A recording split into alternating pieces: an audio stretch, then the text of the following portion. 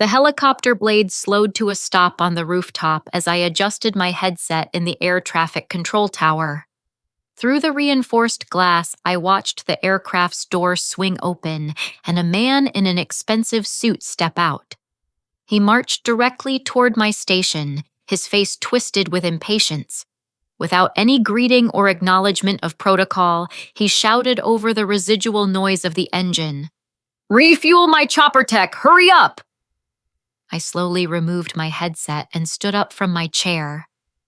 "I'm not a tech," I said calmly, looking him directly in the eyes. His face turned red with rage. "Then get off my landing zone!" he screamed, pointing aggressively toward the exit. I smiled and crossed my arms. "It's my building," I replied, "and I'm revoking your landing clearance. Take off, now." Marcus Sterling stood frozen, his mouth hanging open as my words sank in. The shock in his eyes was unmistakable. He clearly expected me to back down, to apologize, to scurry away like every other employee he had bulldozed over the years. Instead, I maintained my position behind the control panel, my fingers still resting on the communication switches that could ground any aircraft within a 50-mile radius. 6 months ago, my life changed forever when my grandfather's attorney called me into his oak-paneled office in downtown Manhattan. Samuel Brooks had been a name whispered with reverence in aviation circles, though I had grown up believing he was simply a retired mechanic who told fantastic stories about the early days of flight. The truth was far more extraordinary. "Your grandfather owned the Brooks Aviation Complex," the lawyer explained, sliding a thick portfolio across the mahogany desk. 50 floors of premium office space, 3 helicopter pads, and the most sophisticated private air traffic control system on the East Coast. I remember staring at the documents, unable to process the magnitude of what I was inheriting. The building housed dozens of Fortune 500 companies, generated millions in annual revenue, and employed over 2,000 people. But there was a catch that reflected my grandfather's wisdom about character and responsibility. "He stipulated that you must work anonymously in the aviation field for 1 full year before taking legal control," the attorney continued. "He wanted you to understand the business from the ground up, to see how power affects people when they don't know who you really are. So I applied for the air traffic controller position under my maiden name, Kimberly Brooks, and spent the past 6 months watching the daily operations of the complex I would soon inherit.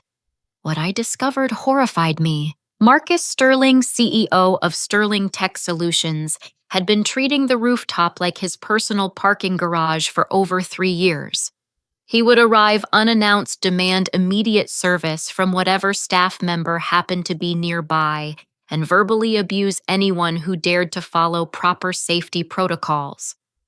The building's property manager, Janet Walsh, had tried to address his behavior multiple times, but Marcus wielded his company's lucrative lease like a weapon. "He threatens to relocate every time we bring up the unauthorized landings," Janet had confided to me just last week, not knowing my true identity. "Sterling Tech pays us $4 million annually. The board is terrified of losing that revenue."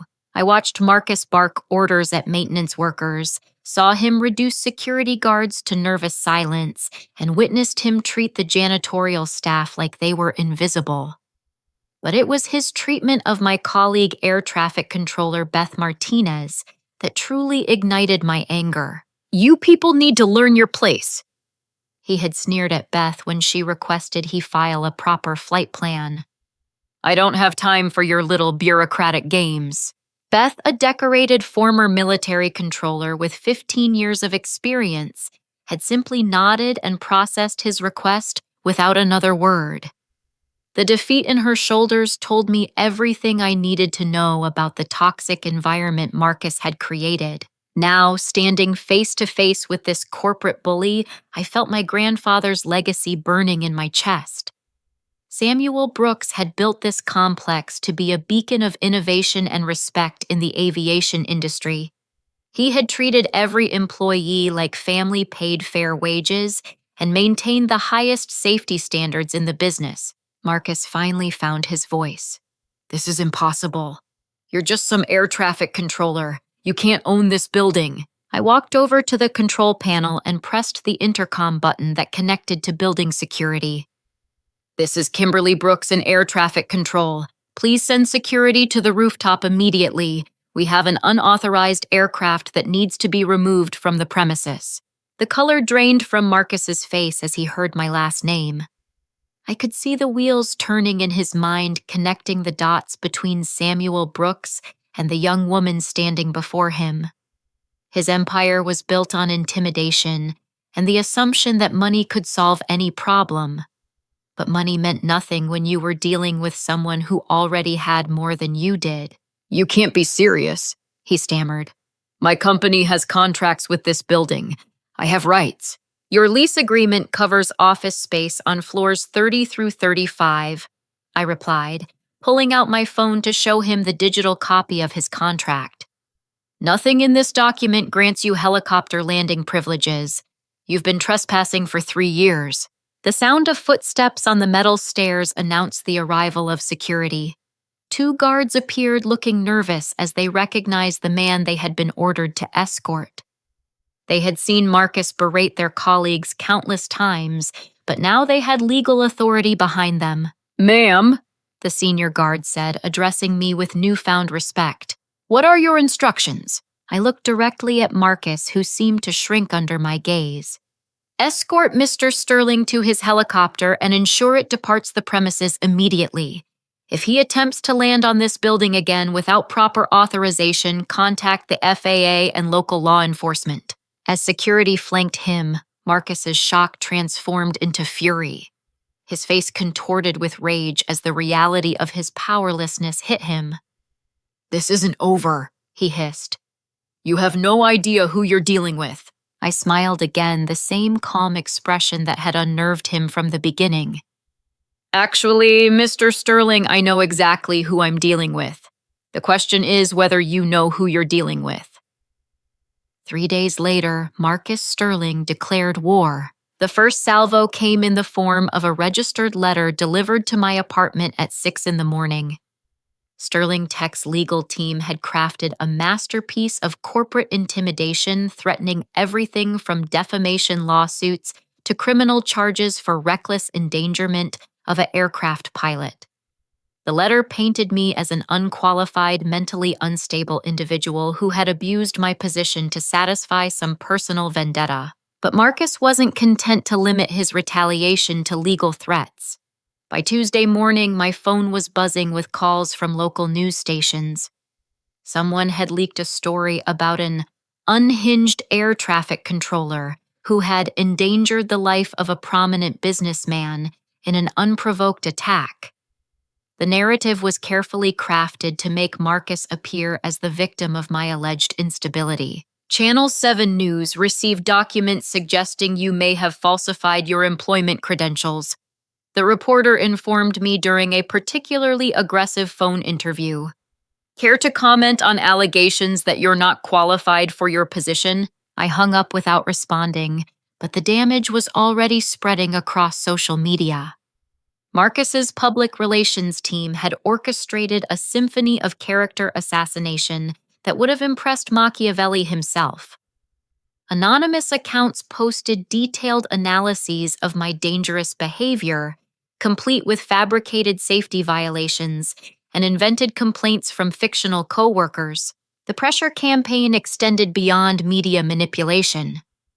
That afternoon, Janet Walsh called an emergency meeting with all department heads.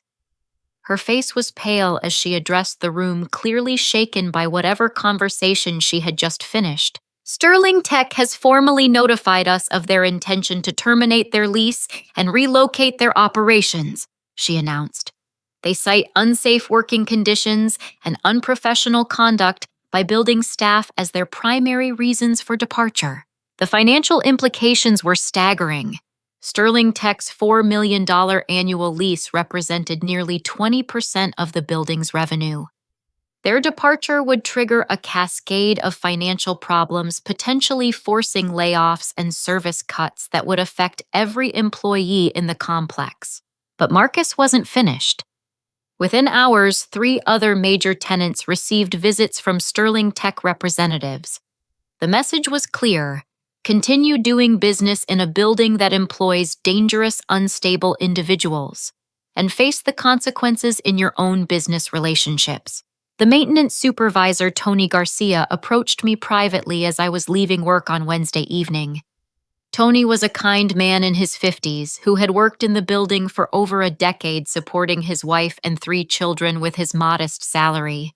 "Kimberly," he said quietly, glancing around to ensure we weren't overheard. "I wanted you to know that some guys in expensive suits visited the maintenance office today. They were asking questions about you, about your work history, about whether you've ever seemed unstable or made threats." My stomach dropped. Marcus was conducting a full investigation into my background, probably hoping to find ammunition for his legal and public relations assault. Tony continued, his voice filled with concern. "I didn't tell them anything, of course, but they made it clear that they'd be talking to other employees. They mentioned that this building might not be a safe place to work much longer, if you catch my meaning." The fear in Tony's eyes broke my heart. He was a good man whose only crime was working in a building that had attracted the attention of a vindictive billionaire. I wanted to tell him the truth to assure him that his job was secure, but revealing my identity prematurely could backfire spectacularly. By Thursday, the anonymous complaints began flooding into the Federal Aviation Administration. Someone had filed detailed reports claiming I had violated multiple safety protocols, demonstrated erratic behavior during critical air traffic situations, and shown signs of mental instability that made me unfit for my position. Each complaint was carefully worded to sound credible while containing just enough ambiguity to avoid obvious fabrication. FAA Inspector Robert Chen called me into his office on Friday morning.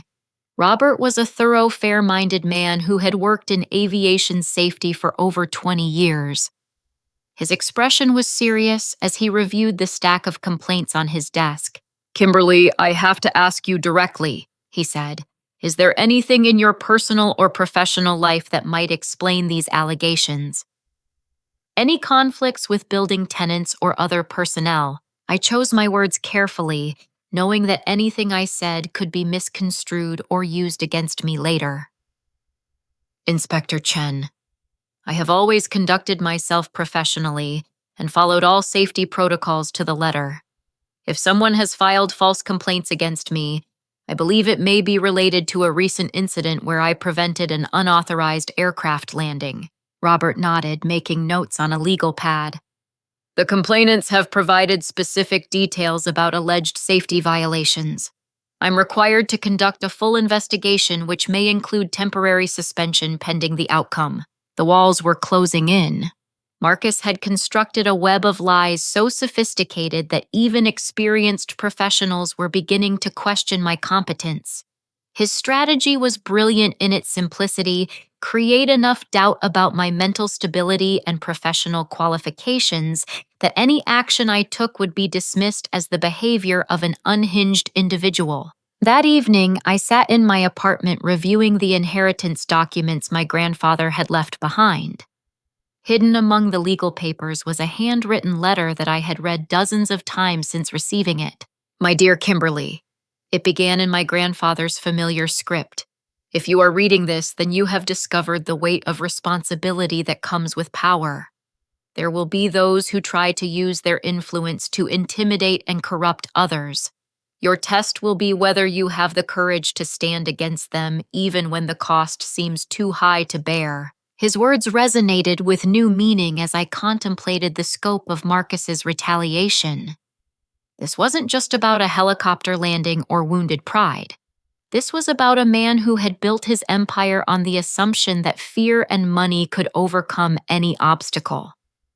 My resistance threatened the foundation of his worldview. I made my decision. Tomorrow, I would contact my grandfather's attorney and begin the process of claiming my inheritance. But first, I needed to gather evidence of Marcus's pattern of abuse and intimidation. If he wanted to play dirty, I would show him what real power looked like. The battle for the soul of the Brooks Aviation Complex was about to begin. The call came at 11:30 on a rainy Sunday night, 3 days after Marcus had escalated his campaign against me. I almost didn't answer the unknown number, assuming it was another reporter fishing for quotes to fuel the media frenzy. But something about the persistence of the caller made me pick up. "Please don't hang up," a woman's voice whispered urgently. "My name is Sarah Rodriguez. I work for Sterling Tech and I have information you need to hear." Sarah agreed to meet me at a 24-hour diner 15 miles from the city, far enough from the Sterling Tech offices to avoid recognition. When I arrived, I found a thin woman in her early 30s sitting in the back booth, nervously stirring a cup of coffee that had long since grown cold. Her designer suit and expensive handbag suggested she held a senior position, but her bloodshot eyes and trembling hands told a different story. "I'm Marcus Sterling's executive assistant," she began without preamble. "I've worked for him for 4 years, and in that time I've watched him destroy lives for sport.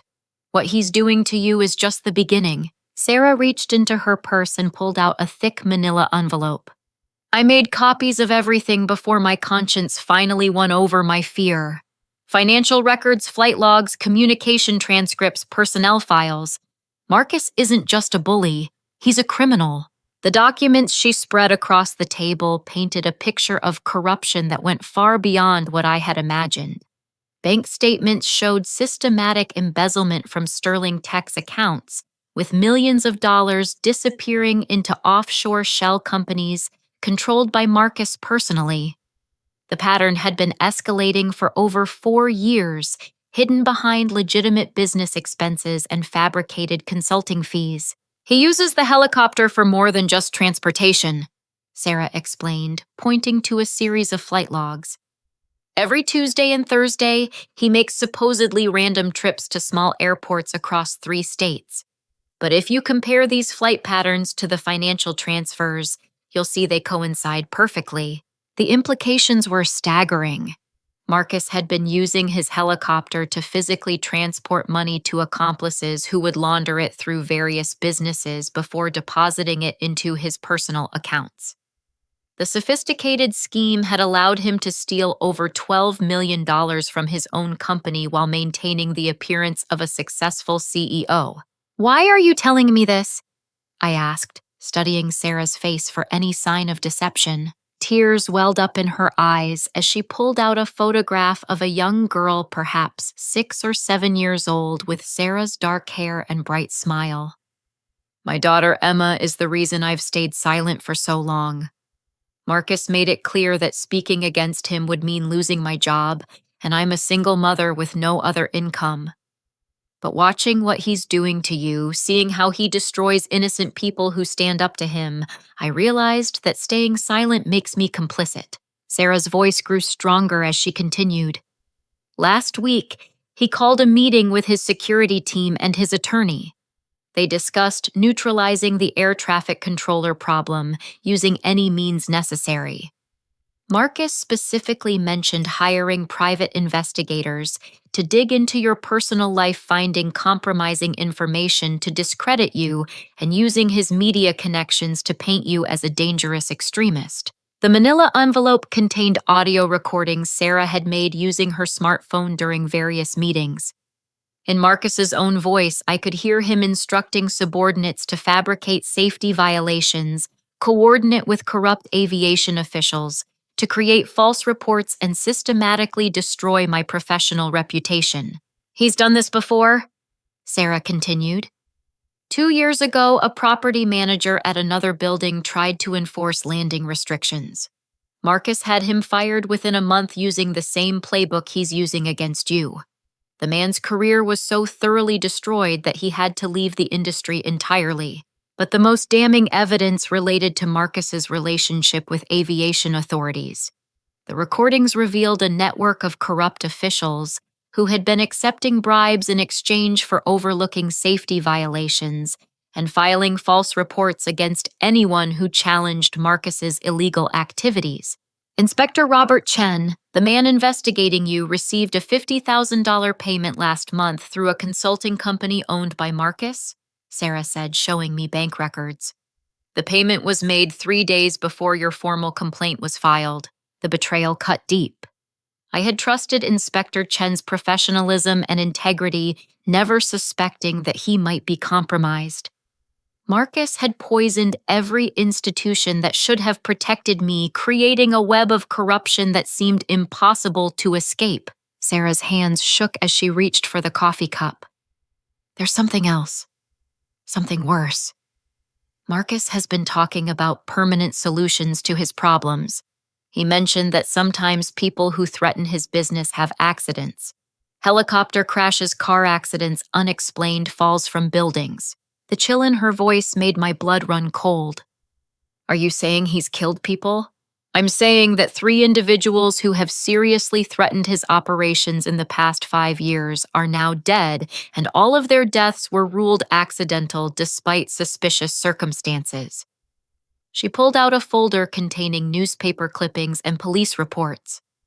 Thomas Chen, Robert Chen's brother, was investigating money laundering in aviation companies when his private plane crashed in suspicious weather. Dr. Linda Martinez was about to publish a report on corruption in air traffic control when she died in a single-car accident. James Wilson, a former Sterling tech accountant who discovered the embezzlement, suffered a fatal fall from his apartment balcony.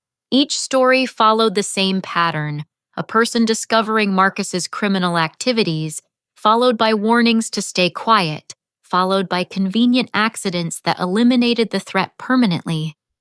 The police investigations had been perfunctory, accepting the simplest explanations without digging deeper into potential motives. I have recordings of Marcus discussing each of these cases, Sarah continued.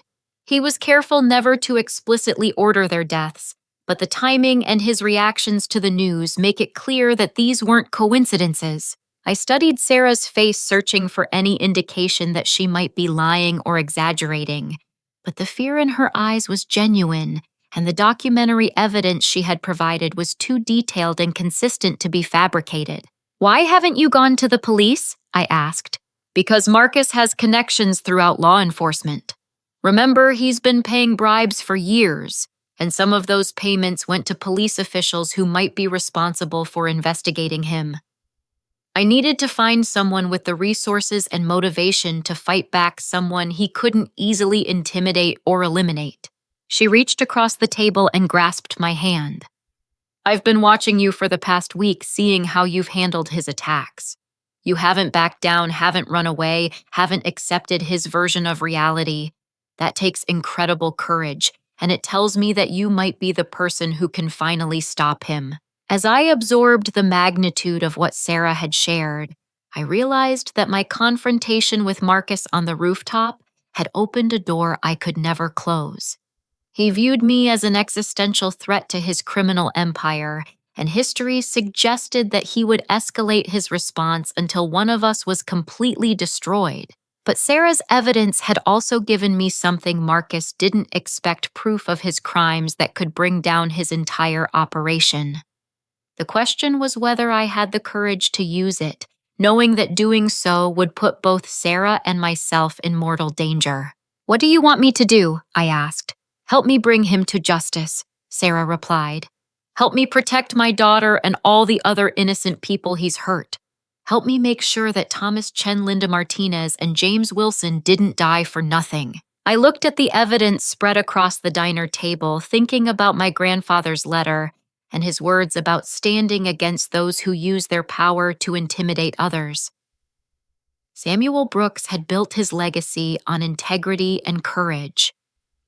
Now it was my turn to honor that legacy, regardless of the personal cost. Tell me everything, I said, and then we're going to destroy him.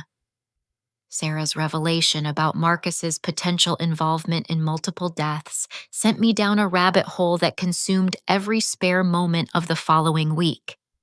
Armed with the names and dates she had provided, I began conducting my own investigation into the suspicious accidents that had claimed the lives of his perceived enemies. The first case involving Thomas Chen proved to be particularly significant.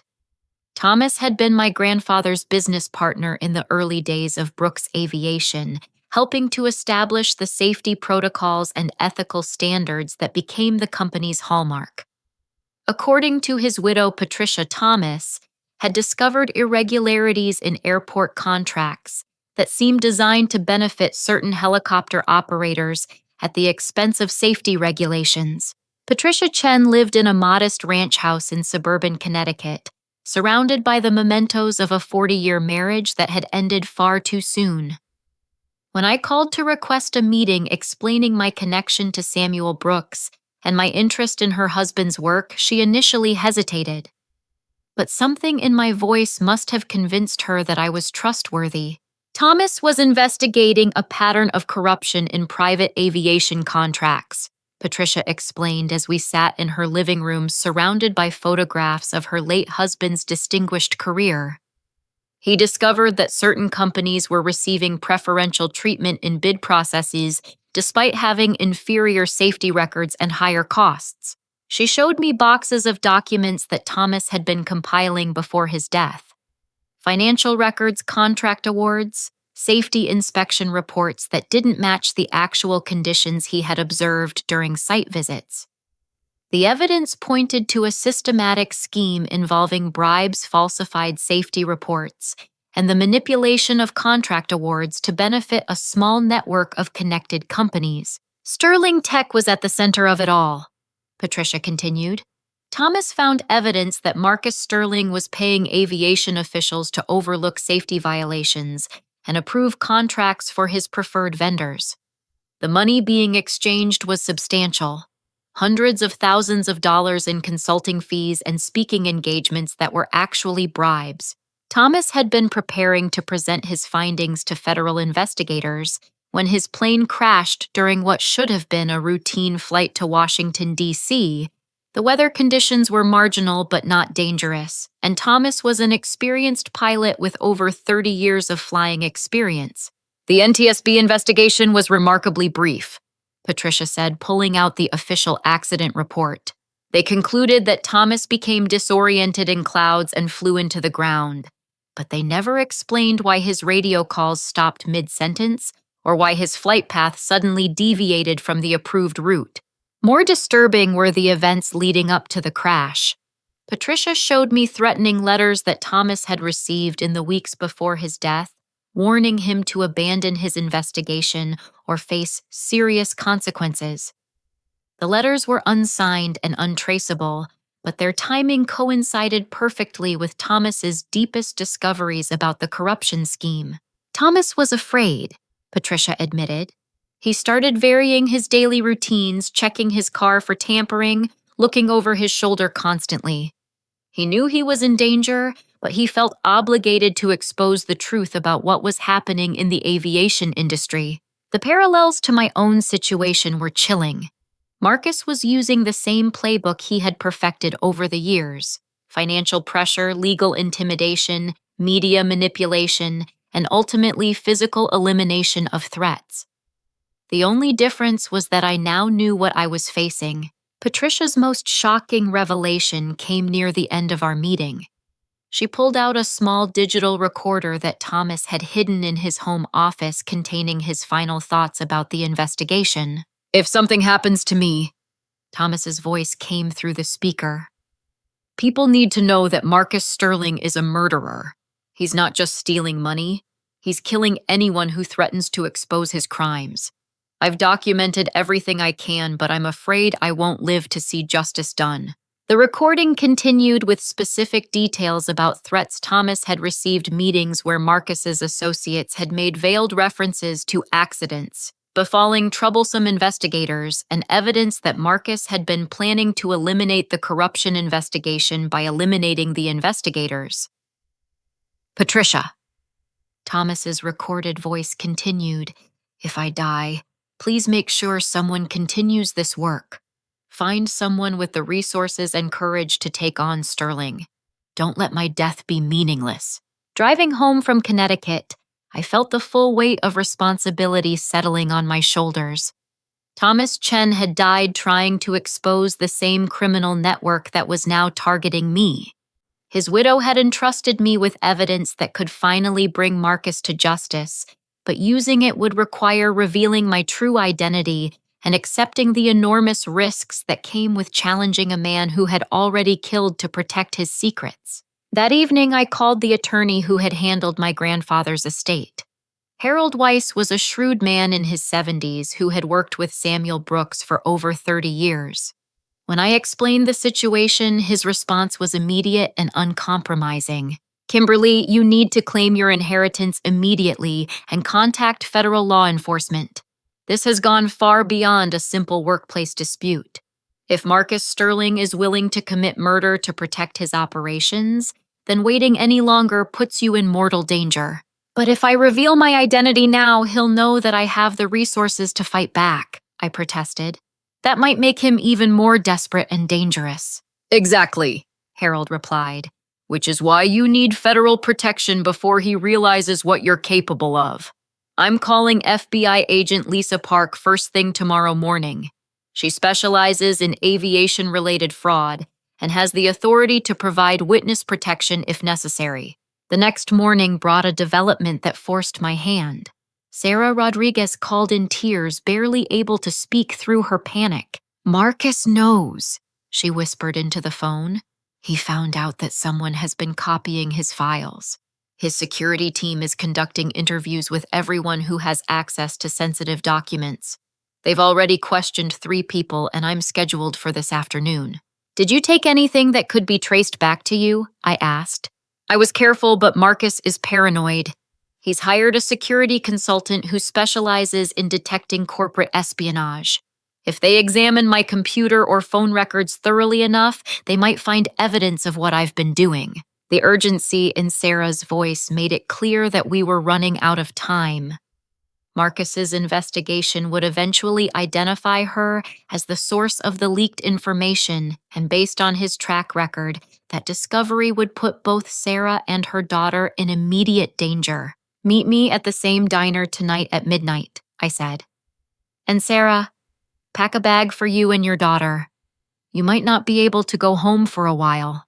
After hanging up, I called Harold Weiss and told him to arrange the meeting with the FBI immediately. The time for careful planning and gradual revelation had passed. Marcus Sterling had escalated the situation to the point where only federal intervention could protect the people he was threatening. But even as I prepared to reveal my identity and claim my inheritance, I couldn't shake the feeling that Marcus was still one step ahead of us. He had survived this long by anticipating his enemies' moves and striking first. The question was whether we could gather enough evidence to stop him before he eliminated the witnesses who could testify against him. The game of cat and mouse was entering its final phase, and the stakes couldn't be higher. FBI agent Lisa Park was nothing like I had expected. Instead of the stern, imposing figure I had imagined, she was a soft-spoken woman in her 40s, with graying hair and intelligent eyes that seemed to catalog every detail of our conversation. Her partner, Agent James Anderson, was younger and more intense, but both projected the calm competence of professionals who had dealt with dangerous criminals for years. We met in a secure conference room at the Federal Building in downtown Manhattan, surrounded by evidence boards and boxes of files that suggested the FBI had been investigating Marcus Sterling far longer than I had realized. "Ms. Brooks," Agent Park began, "we've been tracking Sterling's criminal activities for over 18 months. Your grandfather's attorney contacted us this morning about your situation, and frankly, we're relieved to finally have an insider willing to cooperate." She gestured to one of the evidence boards, which displayed a complex web of financial transactions, shell companies, and business relationships that mapped Marcus's criminal network. "Sterling has been remarkably careful about insulating himself from direct involvement in illegal activities. Most of our evidence is circumstantial, which makes it difficult to secure convictions that would stick." Agent Anderson leaned forward. What you and Ms. Rodriguez have provided changes everything. Direct recordings of Sterling discussing his crimes, documentary evidence of the embezzlement scheme, and witness testimony about the threats against potential whistleblowers. This gives us the foundation we need to build a case that will put him away for life. But both agents emphasized the enormous risks involved in moving forward. Marcus's connections to corrupt officials meant that any investigation could be compromised if word leaked to the wrong people.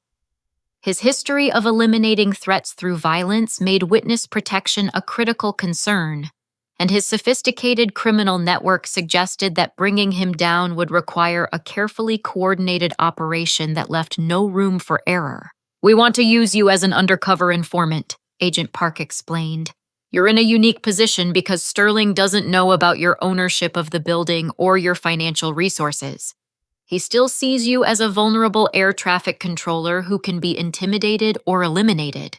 The plan they outlined was ambitious and dangerous. I would return to work as if nothing had happened, allowing Marcus to continue his campaign against me while secretly recording every interaction. Sarah would remain in her position at Sterling Tech, gathering additional evidence while wearing a wire during key meetings. The FBI would monitor all communications and be prepared to intervene if the situation became too dangerous. "The goal is to get Sterling to incriminate himself directly," Agent Anderson said. "We need recordings of him ordering illegal activities, threatening witnesses, or admitting to past crimes. Once we have that evidence, we can move forward with arrests and seizures that will dismantle his entire operation." Sarah arrived at the federal building that evening, accompanied by her 6-year-old daughter, Emma. The little girl clutched a stuffed animal while her mother spoke with agents about protective custody arrangements. The fear in Sarah's eyes was heartbreaking, but her determination to see justice done never wavered. "Marcus cornered me in his office this afternoon," Sarah reported. "He asked direct questions about who might have access to his files and whether I had noticed any unusual behavior from other employees. I think he suspects me, but he doesn't have proof yet." Agent Park nodded. "That actually works in our favor. Sterling's paranoia will make him more likely to reveal information as he tries to identify the source of the leaks. We'll have you wear a recording device during all future interactions with him." Over the next 3 days, we worked with FBI technicians to install sophisticated surveillance equipment throughout the Brooks Aviation Complex.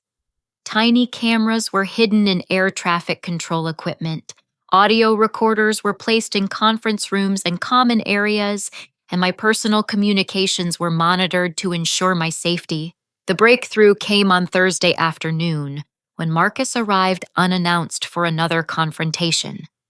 I was working my regular shift when his helicopter appeared on the radar, approaching without any filed flight plan or communication with our tower. "This is Brooks Tower to helicopter November 725 Charlie," I radioed. "You are entering restricted airspace without authorization. Please identify yourself and state your intentions." Marcus's voice crackled through the radio with barely contained rage. "This is Marcus Sterling, and I'm landing on my building whether you like it or not. Try to stop me and you'll regret it for the rest of your very short career." I activated the emergency recording protocol that FBI technicians had installed, capturing every word of our exchange. "Mr. Sterling, you do not have landing authorization for this facility. Continuing your approach constitutes a federal aviation violation." "I don't give a damn about your regulations," Marcus snarled. "I own this city. I own the officials who are supposed to regulate you, and I sure as hell own you. Land this conversation now, or I'll make sure you never work in aviation again." He landed his helicopter despite my explicit denial of permission, creating a clear violation of federal aviation law that was captured on multiple recording devices. As Marcus stormed into the control tower, FBI agents monitored the confrontation from their surveillance post in the building's basement. "You've caused me considerable trouble," Marcus said, his voice low and menacing. "But that trouble is about to end. I've discovered who's been leaking information about my business operations, and I'm going to make sure that person understands the consequences of betraying me. I forced myself to remain calm, knowing that any sign of knowledge about Sarah's situation could compromise the operation. I don't know what you're talking about, Mr. Sterling. I'm just an air traffic controller trying to do my job, Marcus smiled coldly. Your innocent act might work on other people, but I know exactly what you're capable of. You think you can challenge me, threaten my business, undermine my authority? You have no idea what real power looks like. He stepped closer, invading my personal space in a clear attempt to intimidate me. Here's how this is going to work. You're going to submit a letter of resignation effective immediately. You're going to publicly apologize for your unprofessional conduct and acknowledge that you were wrong to interfere with legitimate business operations. And you're going to disappear from this building and never come back. And if I refuse, I asked, Marcus's expression turned deadly serious. Then you'll join the other people who thought they could threaten my interests. Thomas Chen thought he was untouchable because he had connections in the aviation industry. Linda Martinez believed her government position would protect her. James Wilson assumed that being my employee meant I wouldn't eliminate him. The confession was exactly what the FBI had been waiting for. Marcus had just admitted to involvement in multiple murders while being recorded by federal surveillance equipment. Agent Park's voice came through my hidden earpiece. We have enough. Keep him talking for 2 more minutes, then we'll move in. You're saying you killed those people? I asked, feigning shock and disbelief. Marcus laughed. I'm saying that people who threaten my business have a tendency to experience unfortunate accidents. Car crashes, plane crashes, falls from high places. The beauty of it is that accidents are so much harder to investigate than obvious murders. He leaned against my control panel, completely confident in his power and immunity. The key is making sure that the accidents are believable and that the investigations are conducted by people who understand the importance of reaching the right conclusions. When you control the investigators, you control the narrative. But why tell me this? I asked. Aren't you afraid I'll report what you've said? To whom? Marcus replied. The aviation authorities who are already investigating you for safety violations, the police who have been told you're mentally unstable and prone to making false accusations, the media that has painted you as an unhinged individual with delusions of persecution. His confidence was staggering. He genuinely believed that his web of corruption was so complete that no one could touch him. By the time I'm finished with you, no one will believe anything you say. You'll be discredited, unemployed, and completely powerless to threaten me. The sound of multiple footsteps on the metal stairs announced the arrival of the FBI tactical team.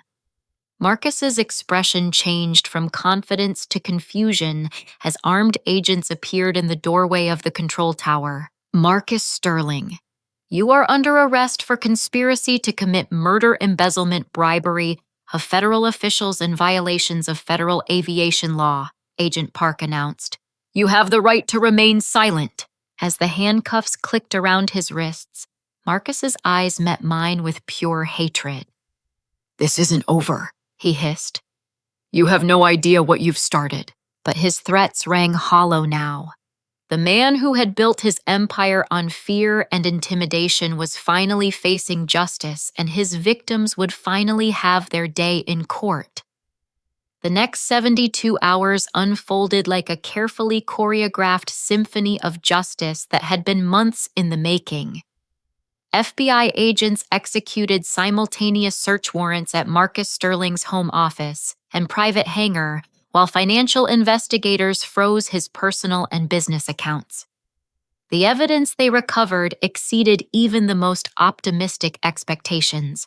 Marcus's home office contained a wall safe filled with documents that detailed every aspect of his criminal enterprise. Flight logs matching exactly with financial transfers, photographs of meetings with corrupt officials, and even handwritten notes describing his plans to eliminate potential witnesses. Most damning was a leather-bound journal where Marcus had recorded his thoughts about each of the murders he had ordered, describing them as necessary business decisions, with the casual tone of someone discussing quarterly earnings. Sarah Rodriguez emerged as the prosecution's star witness, providing testimony that connected Marcus directly to the embezzlement scheme and the threats against potential whistleblowers. Her recordings of his private meetings were so clear and comprehensive that his defense attorneys advised him to consider a plea agreement rather than risk a trial that would certainly result in multiple life sentences. The media coverage was unprecedented. News outlets that had initially portrayed me as an unstable air traffic controller suddenly pivoted to covering the largest aviation corruption scandal in decades. Marcus's carefully constructed public image crumbled as reporters discovered the trail of victims he had left behind. Patricia Chen finally had her vindication. Federal investigators reopened the case into her husband's death, and within weeks they had arrested the mechanic who had sabotaged Thomas's aircraft on Marcus's orders. The man broke under interrogation, providing detailed testimony about how Marcus had recruited him to cause accidents that would eliminate inconvenient investigators. Dr. Linda Martinez's case proved equally revealing. The single-car accident that had killed her was actually the result of remote-controlled interference with her vehicle's electronic systems, orchestrated by a technology consultant whom Marcus had hired through his network of criminal contacts. James Wilson's accidental fall from his balcony was shown to be the result of a staged break-in designed to look like a burglary gone wrong. But perhaps the most satisfying moment came when Inspector Robert Chen was arrested at his home still wearing his pajamas as FBI agents led him away in handcuffs. The $50,000 bribe Marcus had paid him was traced through multiple shell companies, and additional investigation revealed that Chen had been taking money from corrupt aviation operators for over 5 years. The scope of this conspiracy is truly staggering, U.S. Attorney Michael Harrison announced at a press conference. Sterling and his associates corrupted multiple levels of government oversight, endangered public safety, and murdered innocent people to protect their criminal enterprise. We will prosecute them to the fullest extent of the law. Marcus's business empire collapsed within days.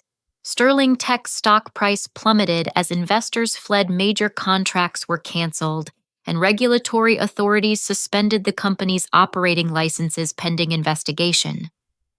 The building lease that Marcus had used as a weapon against me was terminated immediately when prosecutors seized his assets under federal forfeiture laws. 3 months later, I stood in the same federal courthouse where Marcus's fate would be decided. He had ultimately rejected the plea agreement, choosing instead to maintain his innocence, despite overwhelming evidence of his guilt.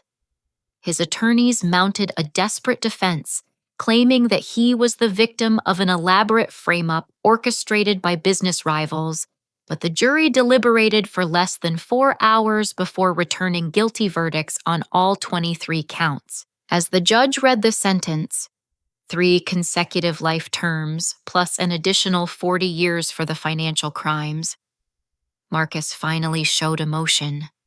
The arrogant, intimidating man who had terrorized so many people broke down completely, sobbing as he realized that he would spend the rest of his life in federal prison. "Mr. Sterling," Judge Margaret Walsh said before imposing sentence, "you used your wealth and position to corrupt public officials, steal from your own company, and murder innocent people who threatened to expose your crimes. Your actions represent the worst kind of betrayal of public trust, and the sentence I am imposing reflects the severity of your offenses." Sarah Rodriguez was in the courtroom that day holding her daughter Emma's hand as justice was finally served. The little girl didn't fully understand the proceedings, but she knew that the man who had scared her mother so badly would never be able to hurt anyone again. "This is for everyone who was afraid to speak up," Sarah whispered as Marcus was led away in shackles. "For everyone who suffered in silence because they thought he was too powerful to stop." The financial recovery was equally impressive. Federal prosecutors recovered over $14 million in stolen funds, which were distributed to Marcus's victims and their families. Patricia Chen used her portion to establish a scholarship fund in her husband's memory, supporting young people pursuing careers in aviation safety. The families of Linda Martinez and James Wilson finally had some measure of closure, knowing that their loved ones' deaths had been acknowledged and their killers punished. But the most meaningful resolution came in the transformation of the Brooks Aviation Complex itself. With Marcus's criminal enterprise dismantled and his corrupt associates facing their own prosecutions, the building became a symbol of how courage and determination could overcome even the most sophisticated criminal conspiracy. The local news coverage was extensive, with reporters describing the case as a David versus Goliath story that proved ordinary citizens could still challenge powerful interests and win.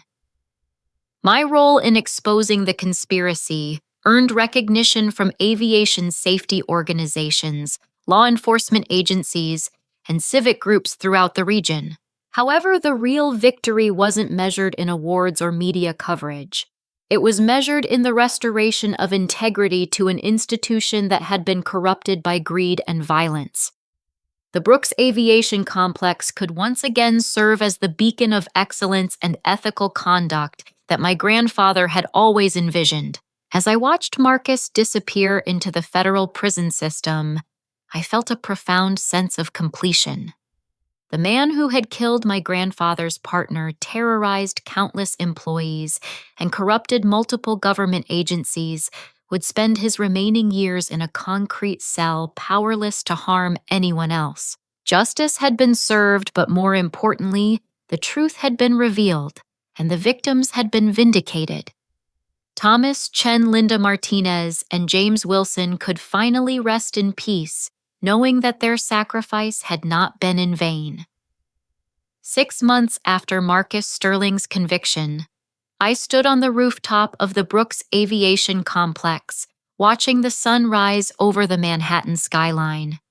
The helicopter pad where Marcus had once landed his aircraft illegally had been converted into a memorial garden, honoring the victims of his criminal enterprise. Thomas Chen's name was engraved on a granite monument, along with Linda Martinez and James Wilson, ensuring that their contributions to aviation safety would never be forgotten. The transformation of the building had been remarkable. Under my leadership as the revealed owner, we had implemented the most stringent ethical standards in the industry. Every tenant was required to sign agreements prohibiting corruption, bribery, or any form of intimidation against employees or government officials. The building's employee handbook was rewritten to protect whistleblowers and encourage reporting of unethical behavior. Sarah Rodriguez had accepted my offer to head the newly created Ethics and Compliance Department, using her experience with corporate corruption to help other companies identify and eliminate similar problems. Her daughter Emma often visited the building after school, playing in the memorial garden, while her mother worked to ensure that no other child would have to live in fear of a corrupt employer. Tony Garcia, the maintenance supervisor who had shown such courage during Marcus's intimidation campaign, was promoted to building operations manager, with a salary increase that reflected his value to our organization.